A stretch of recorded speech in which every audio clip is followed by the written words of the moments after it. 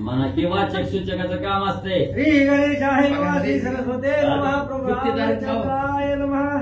अगस्तीचो महामुनी कथा सांगे श्रीरामा लागुनी, ते कथा सुरस बोलशिनी सावधान सर्वनी ऐकावी. कथेचं अनुसंधान गावबा काका या ठिकाणी सांगतायत. भगवान श्रीरामचंद्रांना अगस्ती ऋषी कथा सांगू लागले. अतिशय सुंदर असणारी भवनाशिनी भवरूपी समुद्रामधून तरुण जाणारी आणि मोक्ष पदाला पोहोचवणारी ही असणारी कथा लक्षपूर्वक ऐका. रावण विचारता मैतळी महेंद्राच्या वनस्थळी, समवेत प्रधान बळी राक्षस न्यावळी भूमंडळ. आणि कैलास पर्वतावरून रावण पुढे निघाला. जात असताना हेमांद्री पर्वत आहे. त्या हिमालयाच्या पर्वताच्या वनामध्ये रावण आला. सगळे असणारे प्रधान जवळ होते आणि सगळं असणारं भूमंडळ पृथ्वीथळ विमानामधून निहाळत हिमालय प्रदेशातून पुढे निघाला. समवेत दशानन पुष्कावरी आरोढन, उल्लंघितावन पवन हिमवंत समीप आला. आणि सगळ्या असणाऱ्या प्रधानांना सोबत घेतलेला आहे. पुष्पक विमानावरती बसलेला आहे. वन उपवन गिरी कंदर उल्लंघन करत करत करत राजा रावण हिमालय प्रदेशामध्ये आला. पुणे देखील कन्या रत्न सुरस सुकुमार कमलयन, मस्तकी जटा कृष्णाची न तापस वेशे शोभली. आणि त्या हिमालय पर्वताच्या प्रदेशामध्ये रावण आल्यानंतर विमानामधून पृथ्वी तलावरती दृष्टी पडली. त्या असणाऱ्या हिमालयाच्या पायथ्याशी एक सुंदर अशा प्रकारची सुंदर मुलगी रावणाला दिसली. जिचे डोळे कमळासारखे होते. अतिशय सुंदर असणारी सुकुमार मुलगी तापस वेशामध्ये रावणानं पाहिली. विधीपूर्वक अनुष्ठान जैसे करता ऋषी देवगण, तैशी ते सुंदरी पूर्ण तपे दारुण तपतसे. आणि सुंदर अशा प्रकारची मुलगी होती. विधीपूर्वक आणि अनुष्ठान करत होती. जसं ऋषी देव मंडळी तपश्चर्या करतात त्या तापस वेशामध्ये असणारी सुंदर मुलगी रावणानं पाहिली. रावण देखता कन्या रत्न सुशील सुरत गुण संपन्न, काम मोहित प्रांत मौन हास्यवदने पुसता झाला. रावणानं त्या मुलीला पाहिल्यानंतर सुशील होती, चांगली होती, सुंदर होती आणि गुणसंपन्न असणारी मुलगी पाहिली. तिच्याविषयी अभिलाष रावणाच्या मनामध्ये निर्माण झाला आणि हास्यस्मित करून रावण त्या मुलीला विचारू लागला. बगरे अवधारी तो एकरिया वनंतरी, रूप तरी देवांगना तुझ सरी न पावती पाहता. आणि रावणानं त्या मुलीला विचारलं, सुंदर असणारी व्यक्ती आहे या वनामध्ये, एवढं असणारं घनघोर वन आहे. या वनामध्ये दुसरं तिसरं कुणीच नाहीये.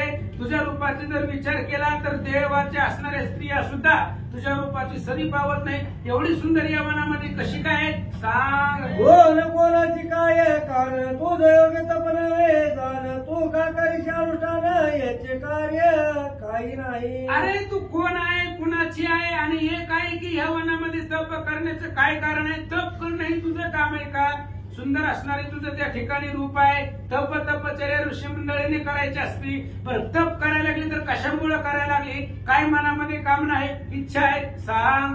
कासया कारणे सुंदरी तो एकली मैया वनांतरी, तुझा व्रतरया निजय नामधारी आहे की नाही ते सांगे. आणि कशामुळे तू तपश्चर्या करायला लागली. ह्या असणाऱ्या वनामध्ये दुर्गम वनामध्ये या हिमालय प्रदेशामध्ये हिंडायला लागली. आणि तुझा नवरा या असणाऱ्या जगामध्ये आहे का नाही, किंवा त्या ठिकाणी तू लग्न झालंय का नाही, काय असणारी तुझी स्थिती गती आहे सांग. तुझे रूप यवन जो भोगितो भाग्याचं धन, याच्या पुणे मर्यादा जाण केली वचे राजबळे. आणि त्या असणाऱ्या मुलीला रावण बोलू लागला, तुझं असणारं यवन रूप सगळं असणारं सुंदर आहे, सुकुमार आहे आणि तू ज्याची पत्नी होशील त्याचं अद्भुत भाग्य आहे. त्याच्या भाग्याचं वर्णन करता येत नाही. पुण्याची गणना, त्याच्या पुण्याची मर्यादा कोण करणार आहे. ज्याला तू स्त्री म्हणून भेटशील असं रावण बोलू लागला. कोणी रावणाचे वचन मग ते वेदवती आदरे करून, रावणाचे अतिथे जाण करून कथन सांगत असे. आणि रावणाचं बोलणं ऐकल्यानंतर ती वेदवती नावाची स्त्री रावणाचा आदर केला. त्याच्या बोलण्याचा मान सन्मान राखला. रावणाचा आतिथ्य केला आणि मधुर वाणीनं मुलगी काय बोलते ऐका. देव गुरुदया ते म्हणती तयाच सुत कुशध्वज नृपती, बुद्धिवंत दुसरा बृहस्पती तपे तेजे आगळा. आणि त्या वेदवतीनं सांगायला सुरुवात केली देवांचा जो गुरु आहे बृहस्पती आणि त्या बृहस्पतीचा मुलगा कुशध्वज आहे त्याची असणारी बुद्धी जर पाहिली गेली तर दुसरा बृहस्पतीच असावा अशा प्रकारे असणारा बुद्धिवंत तपान आगळा विशिष्ट असणारा तो कुशध्वज होता. वेदाभास शास्त्र व्याख्यान आणि अग्निहोत्र पंचमहायज्ञ देवतार्चन पितृतर्पण भगत भजन सर्वभूती. आणि तो असणारा कुशध्वज वेदाच्या अभ्यासामध्ये प्रवीण होता, शास्त्र व्याख्यानामध्ये प्रवीण होता, घरामध्ये त्या ठिकाणी देवकार्य होत होतं, अग्निपंच असणारे महायज्ञ होत होते, देवांची पूजा होत होती, पितृतर्पण होत होतं, भगवंताचं भजन होत होतं, भक्ती होत होती, अशी धार्मिक माझे वडील होते. कुशध्वज वेदव्यास करीतो माझा पिता निर्धारी मी वाढले तयाचे घरी नाव वेदवती प्रसिद्ध. कुशध्वज असणारा वेदाचा अभ्यास करत होते ते माझे वडील आहेत आणि कुशध्वजाची मी मुलगी आहे. त्यांच्या घरामध्ये माझा समाज झालेला आहे, मी त्यांच्या घरामध्ये वाढलेले आहे, माझं नाव वेदवती आहे असं ती वेदवती रावणाला बोलते. माझा दे कोणी म्हणा बर पिता वीर विचारणी तत्पर तयारी क्षय विधान आणि दैत्य राक्षस.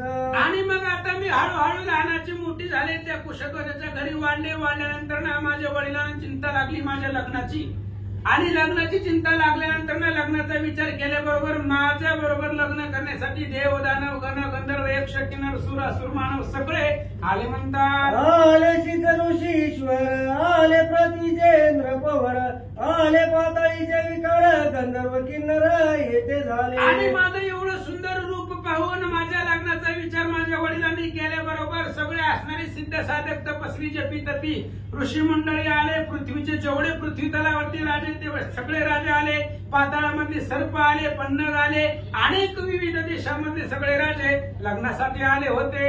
सहभागातली राजा भवनी माझा पिता पाये न्याळुनी कोणी वरण बैसे मनी विष्णू वाचुनी तयाचे. घनघोर अशा प्रकारची सभा दाटली, माझ्या असणाऱ्या लग्नाचं नियोजन केलं, सगळे अनेक राजे लग्नासाठी आलेले होते. पण माझ्या वडिलांच्या डोक्यामध्ये एकच विचार होता की मी माझं लग्न विष्णू बरोबर करायचं, दुसरा कोणालाही मी द्यायची नाही. विष्णू सारखा किंवा तिथं कोणी आलेच नाही भगवान परमात्मा आणि विष्णू नसल्यामुळं त्यालाच द्यायचं माझ्या वडिलांच्या डोक्यामध्ये होतं. म्हणून पुन्हा काय झालं समस्त अभिप्राय कळला म्हणती कोण नेदी हे बाळा आता वधू या भूपाळा कन्या तत्काळ घेऊन जाऊ. आणि सगळ्यांना कळलं त्या कुशध्वजाच्या मनामध्ये काय होतं. त्याच्या मनामध्ये होतं आपली मुलगी वेदवती भगवान विष्णूला द्यायची. मग बाकीच्या राजाला कशाला बोलवलंय, त्यांनी विचार केला ह्याचा प्लॅनिंग वेगळा आहे, मग आपल्याला कशाला बोलवलंय. हे तर म्हणले आता आपल्याला जर मुलगी भेटली नाही आणि आपल्याला देणार बी नाही मग या राजालाच मारून टाकू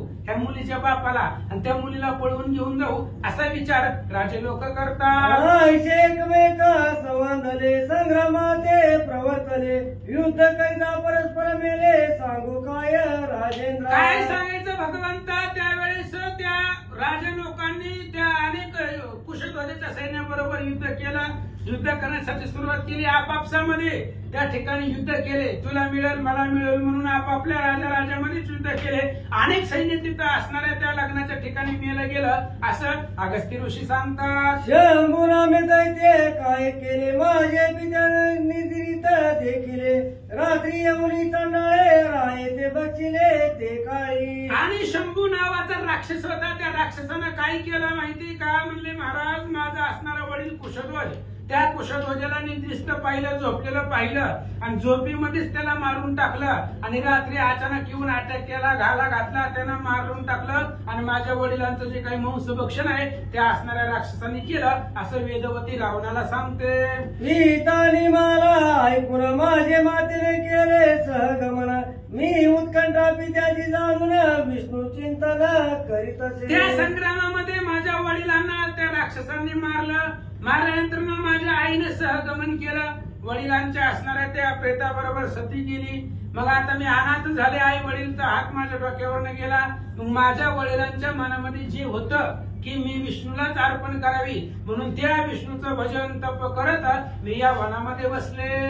याच्या मनी होते जे कन्या द्यावी विष्णूचे, हे जाणून मी येते अनुष्ठान करीतसे. माझ्या वडिलांच्या मनामध्ये होते की माझं लग्न भगवान श्री विष्णू बरोबरच लागावं. दुसरा तिसरा वर माझ्या वडिलांना पसंत नव्हता, मान्यच नव्हता. आणि त्याच वडिलांची शेवटची राहिलेली इच्छा पूर्ण करण्यासाठी मी भगवान श्री विष्णूचं चिंतन करत, त्यांच्या प्राप्तीसाठी अनुष्ठान करत या वनामध्ये बसले. तुके सायच विष्णू प्रित्यार्थी मी करीतशी अतिथी, हा देश विष्णू भाग निश्चिती त्याचे त्यास समर्पण.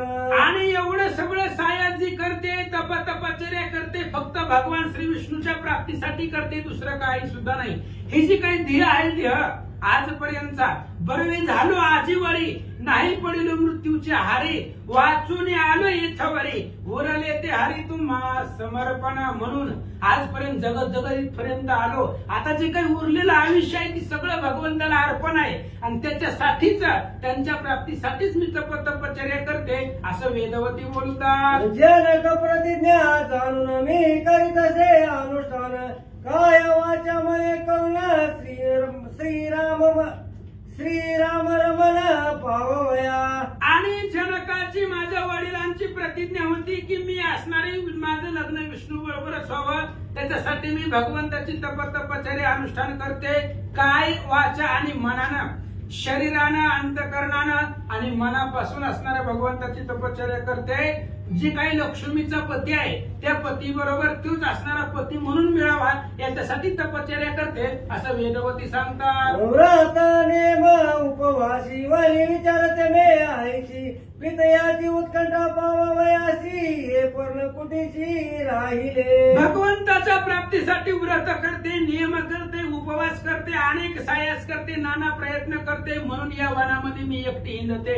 आणि माझ्या वडिलांची जी इच्छा राहिली आहे ती असणारी इच्छा परिपूर्ण करण्यासाठी इथं पर्णकोटी करून मी हिमालय प्रदेशामध्ये राहिले, असं वेदवती रावणाला सांगते. हे माझे कथन तुझ प्रती केले निवेदन, आगापलस त्या माझा शीघ्र गमन, येथून या तू करी. आणि हे बघ, आता तू विचारलं होतं कोण आहे, कोणाचे आहे, कुठून आहे, कसं असणार आहे या वनामध्ये एकाएकी आले, त्याचं सगळं कथन तुला सांगितलं. आता तू तुझ्या आल्या मार्गाने तुला जिथं जायचं तिकडे तुम्ही जावा, असं रावणाला ती वेदवती बोलते. रावण मरे कन्येशी म्या जाणितले तुझे स्वधर्माची, ऐकली तू वनवासी राहावयाची योग्य नव्हे. रावणानं त्या मुलीला सांगितलं तुझ्या असणाऱ्या मनामध्ये तुझी इच्छा काय सगळं ओळखालंय, पण कसं आहे तुला एकटीला ह्या वनामध्ये ठेवून मला जाऊ वाटायला गेले. एवढ्या असणाऱ्या भयंकर प्रदेशामध्ये तुला एकटीला राहणं हे जागा योग्य नाही, असं रावण बोलू लागला. दया कारणे करशी तप तो विष्णू अति अल्प, तया नाही नावरूप सत्य संकल्प हा माझा. रावणाने सांगू लागला ज्याच्यासाठी तू तपश्चर्या करते तू विष्णू काय आहे, माझ्या पुढे असणारा माझ्या प्रतापापुढे अल्प आहे, कमी आहे, त्याला नावही नाही, त्याला रूपही नाही, आणि असणारा तू त्याच्या प्राप्तीसाठी तपस करते, असं रावण सांगू लागला. विष्णू काय बापुडे दिन तया गाठी नाही धन, आणि असे पराधीन सत्य जाण सुंदरी. अरे तू ज्या विष्णूसाठी तपश्चर्या करते त्या विष्णूपाशी काय आहे, त्याच्यापाशी काही सुद्धा नाहीये, धन संपत्ती त्याच्या अधीन नाहीये, तो पराधीन आहे. दुसऱ्याच्या असणाऱ्या सांगण्यावरनं तू वागवतो, त्याचं स्वतःच असं काही सुद्धा नाहीये, असं बोलू लागला. बघे अवधारी मी जाणतो तुझ्या तपाची थोरी, तुझ सारखी आणि करणारी नाही दुसरी कनक प्रभे. अहो ऐक म्हणली सुंदरी, मी तुझ्या असणाऱ्या तपाची ताकद, तपाचं सामर्थ्य जाणतो, ओळखतो. तुझ्यासारखे असणारं सोन्याचं अंग आहे तुझं, आणि तुझ्यासारखी तेजस्वी सुंदर तारुण्यता आणि असणारी एवढी सुंदर स्त्री जगामध्ये नाहीच, असं रावण बोलू लागला. आता तू जड करी वेगी आरुडे विमानावरी, कंदर्प मज पाडितो बारी तुझे रूप देखोनी. आता काय कर तू, जाऊ दे म्हणली त्या विष्णूचं ध्यान वगैरे वगैरे सगळं सोडून दे, माझ्या विमानामध्ये बस. आपण लंकेला जाऊ, लग्न करू आणि आनंदाने तिकडे असणाऱ्या लंकेमध्ये राहू. तुझं असणारं रूप यवन पाहून मला असणाऱ्या कामाची पीडा होते असं रावण बोलू लागला. तुझी रूपाची पदवी तेजे लोपला चंद्र माधवी आणि का उपमा तुझं द्यावी व्रतवानी श्रम होय. अरे तुझं असणारं रूप एवढं सुंदर आहे, एवढं सुंदर आहे. तुझ्या असणाऱ्या रूपापुढं चंद्र सुद्धा लपून, सूर्य चंद्र सुद्धा खंजोतय तुझ्या असणाऱ्या स्वरूपापुढं. आणि काय तुझं वर्णन करावं. वै खरी जी काय आहे वाणी आहे ती शब्द सुद्धा कमी पडते. एवढं तुझं अवर्णनीय रूप आहे असं रावण सांगू लागला. तुझे अंगी तरुण पण तुझ तप योगे जाण जयतींद्रिय विकळ वार्धक्य पण ती अनुष्ठान करावे. ऐक म्हणले सुंदरी मुली, तुझ्यासाठी तप करणं योग्य नाही. ही तप करणं तुझं कामच नाही. तुझ्यासाठी अयोग्य, चुकीचं आहे. तप कुणी करावं? ज्याला असणारं चालता येत नाही, बोलता येत नाही, तोंडामध्ये दात राहिलेले नाहीत, हात त्या ठिकाणी असणारं पाय मोडलेलं आहे, चालता येत नाही, असं जे काय अविकळ इंद्रिय झालेले, ज्याला घरामध्ये कोणी सुद्धा मान सन्मान देत नाही, अशा असणारी जी काही वृद्ध म्हातारी झालेली आहे ती, अशा लोकांनी तप करायचं असतं. हे तुझं तप करण्याचं वय नाही असं रावण बोलू लागला. मी लंकेचा आहे राजा तू माझी वय भाजा विविध भोग भोगे माझा सुख संतोष पाहू दोघे. अरे माझ्याकडे बघ जरा, मी लंकेचा राजा आहे आणि तू माझी पत्नी हो. आपण दोघं लंकेमध्ये जाऊ, सगळे असणारे भोग त्या ठिकाणी उपभोग घेऊ आणि माझ्या बरोबर आल्यानंतर ना तुला अफाट अशा प्रकारचं सुख मिळेल असं रावण सांगू लागला. तू अत्यंत सुकुमार अंगी कुपती चंद्र कर तू नयना सत्वर विमानावर आरुढे. तू अतिशय सुंदर आहे, सुकुमार आहे, एवढे असणारं कोमल शरीर आहे तुझं. चंद्राची किरण सुद्धा तुझ्या शरीरामध्ये शिरतील तेवढं असणारं कोमल तुझं शरीर आहे. म्हणून असणाऱ्या माझ्या विमानामध्ये बस आणि माझ्या बरोबर लंकेला चल असं रावण बोलू लागला. आधीच तू राज बाळ त्यावेळी सुकुमार वेलाळ तुझी आता पाचा हा काळ नवे प्रबळ यवन तुझे. आधीच तू राजाची लेकरू आहे, राजघराण्यामध्ये वाढलेली आहे, त्याच्यामध्ये तू सुंदर आहे, सुकुमार आहे. तप करणं हे तुझं आता तप करण्याचं वय नाही, तप तुझ्या योग्यतेचं नाही, त्यामुळं माझ्या बरोबर चल, सर्व ऐश्वर्य भोगतील असं रावण बोलू लागला. यात्रा लोक्या माझारी रूप येवल कटाक्षा करी पाहता नाही दुसरी म्या पुणे नयनी देखील. ऐक सुंदरी, ऐक म्हणजे मी त्रिभुवनामध्ये हिंडलोय, स्वर्ग मृत्यू पाताच्या ठिकाणी मी असणारी चक्कर मारून आलेलो आहे, सगळे फिरून बघितलंय डोळ्यानं. पण तू आता जेवढी सुंदर आहे तेवढे तुझ्यासारखी सुंदर जगतामध्ये त्रैलोक्यामध्ये कुठं सुद्धा दिसलेली नाही, एवढी सुंदर तुझं रूप आहे रावण बोलू लागला. तुझ्या रूपाचे लावणे त्या पुढे विष्णुबा पुढे दिन तू करीव माझे वर्ण समपाड झालं तुझं मज. अरे तुझं रूप लावण्य एवढं सुंदर आहे आणि तू ज्याच्या बरोबर लग्न करायचं म्हणते तू विष्णू बापूड आहे.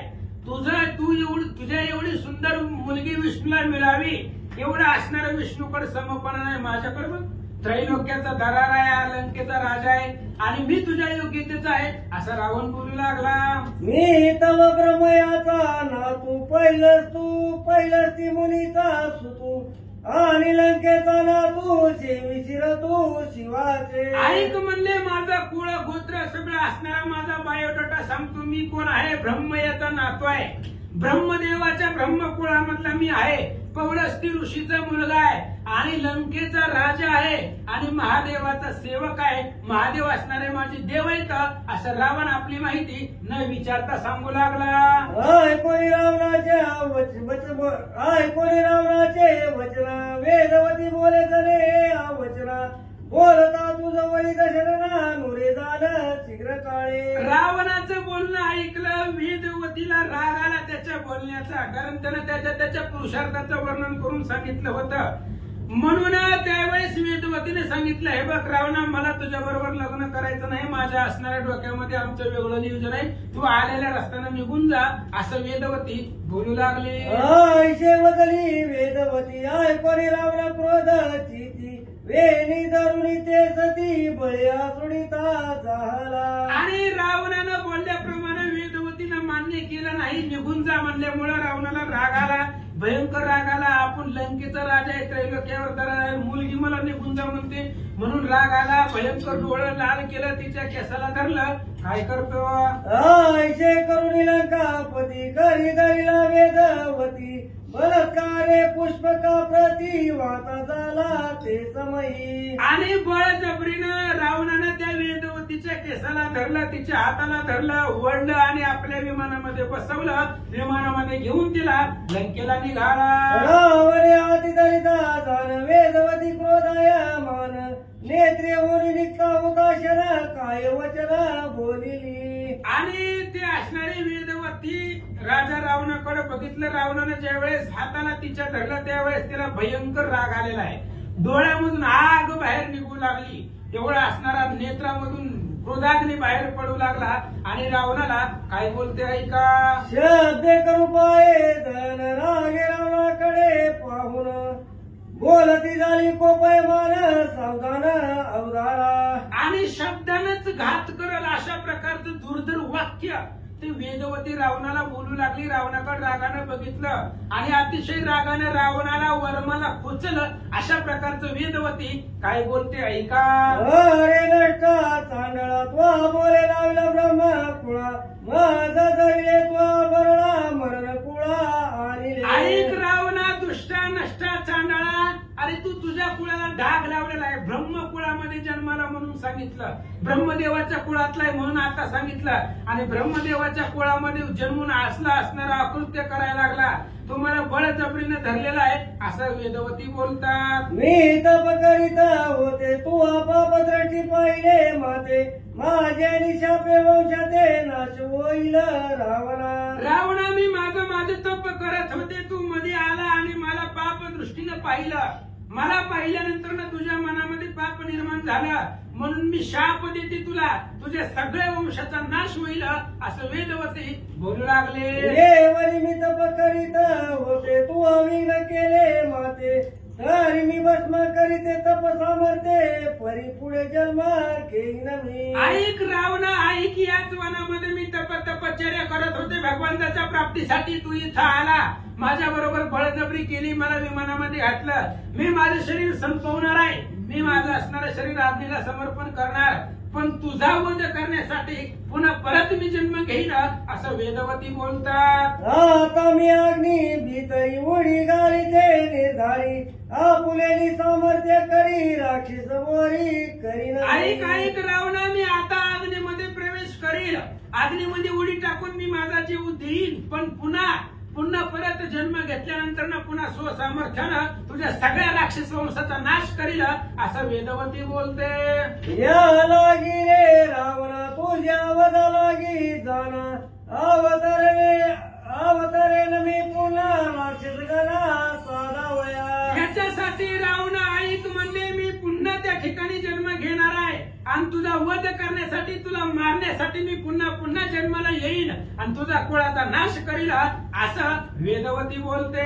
तू जवळजवळया जड करी मी काव्य तू तपाची तोरी पुढे जन्मोनी तुझी बोरी जाण निर्धारी करीन. रावणा, तुला आत्ता जाळून मारलं असतं, पण जाळून मारण्यासाठी तप वेचावं लागतं. आजपर्यंत केलेलं तपाचं पुण्य लागतं. मग तुझ्यासारख्या राक्षसाला मारण्यासाठी मी माझं तप संपत्ती कशाला वाया घालू.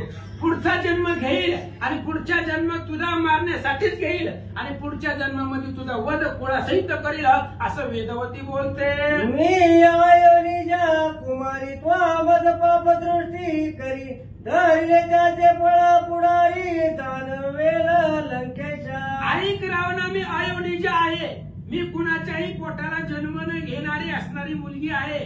तू मला पाप दृष्टीनं पाहिलेलं आहे, माझ्या विषयीच्या अभिलाषा तू मनामध्ये निर्माण केलेली आहे, त्याचं फळ तुला पुन्हा भेटेल असं वेदवती बोलतात. पुढे गर्विकाचे घरी अवतरेल झालं निर्धारी तो कोण मनसी झालं तरी मी तिला पुरीचा द्रुपवर. ऐक रावणा, पुढच्या जन्मामध्ये मी धार्मिक राजाच्या घरी जन्म घेणार आहे.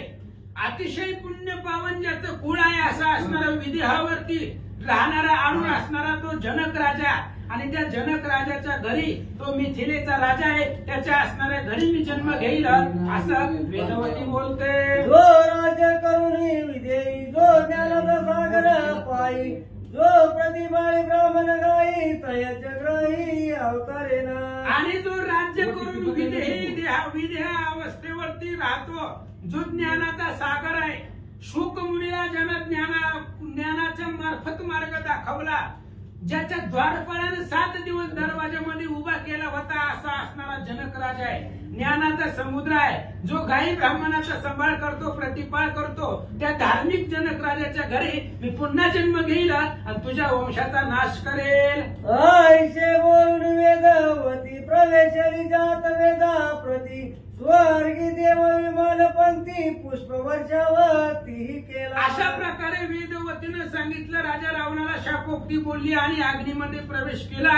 स्वर्गातल्या सगळ्या असणाऱ्या देव लोकांनी वेदवरती फुलांचा वर्षाव केला.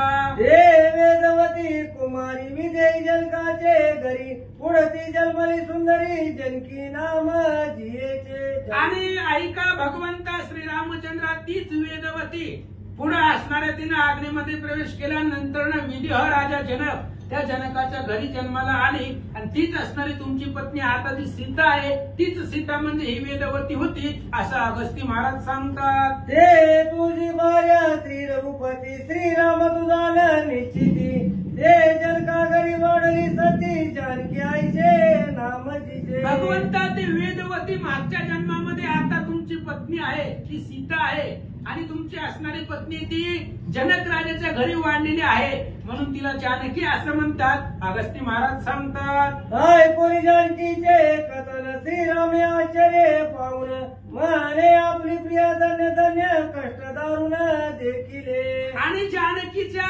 अगोदरच्या जन्माचं कथन ऐकल्यानंतर रामचंद्राला आश्चर्य वाटलं. आपली असणारी बायको अतिशय धन्य आहे, किती कष्ट तिला असणाऱ्या जीवनामध्ये सहन करावे लागलं. अद्भुत अशा प्रकारचं तपश्चर्या केलेली आहे, अद्भुत त्रास तिला झालेला आहे, असं भगवंत बोलतात. अगस्ती म्हणे श्रीराम तुझी केवळ विष्णू सर्वोत्तमा पूर्व क्रोधे राक्षस दमा वैरवावे मारिले. अगस्ती सांगू लागले, भगवंता तुम्हीच असणारे सर्व कार्यकर्ते आहात. भगवान श्री विष्णू तुम्ही असणाऱ्या त्या जे काही राक्षस मारत होता त्यावेळेस काही राक्षस पाताळामध्ये पळून गेलेलं होतं, तीच वैर मनामध्ये धरलं आणि श्रीराम या नावाने अवतरित होऊन बाकीचे असणारे तीच वैर मनामध्ये आठवून राक्षसांना मारलं. पुढे ते वेदवती कुमारी दुसरा जन्म धरिला निर्धारी सापडेल शेता भीतरी सीताराम म्हणतील. आणि हीच वेदवती कुमारी भगवंता पुढच्या असणाऱ्या जन्मामध्ये पुढचा जन्म धारण करेल आणि शेतामध्ये एका पेटीमध्ये ती सापडेल, शेतामध्ये सापडेल म्हणून तिला सीता असं म्हणतात. कृतयुगीचे कुश ध्वज उदरी ते वेदवती प्रसिद्ध थोरी पुढे तेची नेत्रयुग भीतरी शेतामध्ये सापडेल. कृतयुगामध्ये कुशध्वज राजाच्या असणाऱ्या उदराला पोटाला जन्मलेली ती मुलगी वेदवती आहे आणि त्रेता युगामध्ये तीच मुलगी शेतामध्ये सापडेल म्हणून तिला सीता म्हणतात, असं रामचंद्राला अगस्ती महाराज सांगतात. तुके जाल जनक पुरी विजयी जनकीचे घरी नाम पावली जानकी सुंदरी ते तुझी नारी श्रीरामा. ऐका रामचंद्रा ती तुमची पत्नी आहे. आजपर्यंत एवढा असणारा तिचा इतिहास सांगितला, एवढं सगळं घडलं आणि त्याच्यानंतर तीच वेदवती जनकाच्या असणाऱ्या नगरामध्ये, जनकाच्या असणाऱ्या परिसरामध्ये, प्रदेशामध्ये एका शेतामध्ये सापडली. विदेह असणाऱ्या राजाच्या घरी जन्मली म्हणून तिला जानकी म्हणतात आणि तीच जानकी आज तुमची पत्नी आहे, असं अगस्ती महाराज सांगतात. त्रेतायुग वेदेहा घरी जन्मे जन्मोनी सुंदरी राक्षसा मारिल पूर्व वैर करी जाण निर्धारी श्रीरामा. रामचंद्र ऐका, त्रेतायुगामध्ये हीच असणारी वेदवती, आता जो वेदवतीचा अपमान रावणानं केलेला आहे तीच वैर मनामध्ये आठवून तीच वेदवती जनक राजाच्या घरी जन्म घेईल, आजन्मा जन्मेल. कुठल्याही असणाऱ्या गर्भाला न आतळता, गर्भाला प्रवेश न करता आयोनिजी असणारी सीता जन्मेल आणि पूर्व वैर मनामध्ये ठेवून राक्षसांचा वध करील. हे जानकीची उत्पत्ती बोलिला वाल्मिक महामती हेची कथा लिखे ग्रंथी विपरीतार्थ पयासे. ही जानकीची कथा आहे, सीतेची कथा आहे. वाल्मिक ऋषींनी त्यांच्या असणाऱ्या वाल्मिक रामायणामध्ये वाल्मिक ऋषींनी सांगितलेलं आहे. पण कसं आहे, ग्रंथ असंख्य आने आण तेही आने आण निरूपण माझे असे भावार्थ रामायण सावधान अवधारा ना. तुम्हाला सुंदरकांडाच्या 9व्या अध्यायामध्ये सांगतात असंख्य ग्रंथ जगामध्ये आहेत आणि तिथं असंख्य वेगवेगळं चरित्र रामचंद्राचं आहे. पण माझं भावार्थ रामायण आहे, लक्ष देऊ नाही का? जयाने जैसे देखिले तयाने त्याची निरूपिले आपण अवधारीचे भाव बळे कल्प पावे गळे व्हावया. अहो अनेक ग्रंथ आहेत तिथं भगवंताचं अनेक वेगवेगळं चरित्र आहे. ज्यानं जसं बघितलं, ज्यानं जसं ऐकलं त्यानं तसं लिहिलेलं आहे, सांगितलेलं आहे. पण तुम्ही सगळं असणार ही कथा भक्तिभावाप्रमाणे ऐका आणि कल्मश दोषाचं वेगळं हे असणाऱ्या पुण्य पावन कथेनं व्हायला ग्रंथकर्ते सांगतात. एका जनार्दना शरण म्हणता गेले एका पण एका आणि जनार्दन नामबिन स्वरूप गावबा काका आपल्या जनार्दन स्वामींना एकनाथ महाराजांना शरण जाऊन सांगतात. एकनाथ महाराज आणि जनार्दन नाव दोन आहेत पण दोघं असणार, दोघांचं स्वरूप एकच आहे. जनार्दन तोची एक एक होची होय व्यापक व्यापक तुझे पाहता एक होऊन देख दुसरे नाही. जो जनार्दन आहे तोच एकनाथ आहे. जनार्दन आणि एकनाथ दोन्ही नाव जरी वेगवेगळे असले तरी व्यापकत्वानं दोन्ही एकच आहेत असं ग्रंथकर्ते सांगतात. या लागी एकानी जनार्दन मुळीच पाहता भिन्न जाण म्हणून या नावे आनंद शरण संत सज्ञान पैवती. आणि म्हणून एक आणि एकनाथ महाराज आणि जनार्दन हे असणारी मुळी जर पाहिलं गेलं तर अभिन्न आहे. ह्यांच्यामध्ये कुठल्याही प्रकारचा भेद नाही. म्हणून एकनाथ महाराजांना आणि जनार्दन स्वामींना अनन्य भावाने शरण जाऊन त्या ठिकाणी असणाऱ्या कथेचं या असणाऱ्या अध्यायामध्ये कथानक सांगितलं. श्रोते माई बापांनी लक्षपूर्वक ऐका. स्वाती श्री बाबत रामायणी उत्तरकांडे गारठी काय वेदवत्या व्याख्यान नाम सप्तदशाध्याय. श्रीकृष्णार्पणमस्तु. शुभम भवन्तु. पुंडरीकाक्षाय